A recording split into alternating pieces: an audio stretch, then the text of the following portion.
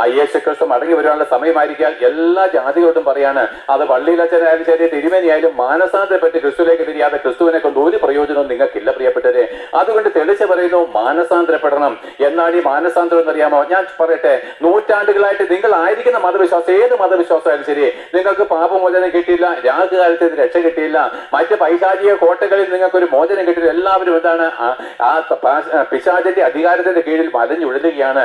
അതുകൊണ്ട് മാനസാന്തരം എന്ന് പറഞ്ഞു കഴിഞ്ഞാൽ, ഇന്നവർ എന്നെ രക്ഷിപ്പാൻ കഴിയാത്ത, പാപി എന്നുള്ള പതിവിൽ എന്നെ രക്ഷിക്കാൻ കഴിയാത്ത എന്റെ മതഭക്തി ഞാൻ തള്ളിക്കളയുക, ദൈവം പൗരോഹിത്യം നീക്കിയത് വഴി പുരോഹിതന്മാരുടെ കള്ള ഉപദേശങ്ങളെ ഞാൻ വിട്ടുകളയുക, പിന്നെ എന്താണ്? പിന്നെ ഞാൻ യേശു ക്രിസ്തുവിനെ ഏകരക്ഷകനായിട്ട് അംഗീകരിക്കുക, അവനെ മാത്രമേ നമസ്കരിക്കാവുന്നുള്ള വചനത്തിലേക്ക് വരികയാണ്.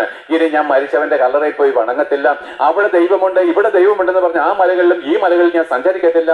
ദൈവത്തെ ആരാധിക്കുന്നവൻ ആത്മാവിലും സത്യത്തിലും അത്രേ ആരാധിക്കുന്നത്. ഞാനൊരു തീരുമാനമെടുക്കുന്നു, ഇന്ന് മുതൽ യേശു ക്രിസ്തു എന്റെ ഏകരക്ഷകനാണ്, ഏക കർത്താവാണ്, ഏക ദൈവമാണ്, അവനെ മാത്രമേ ഞാൻ ആരാധിക്കൂ എന്നുള്ള നിയമം, ആ ഒരു ഉറപ്പ് നമ്മൾ എടുക്കുകയാണ്.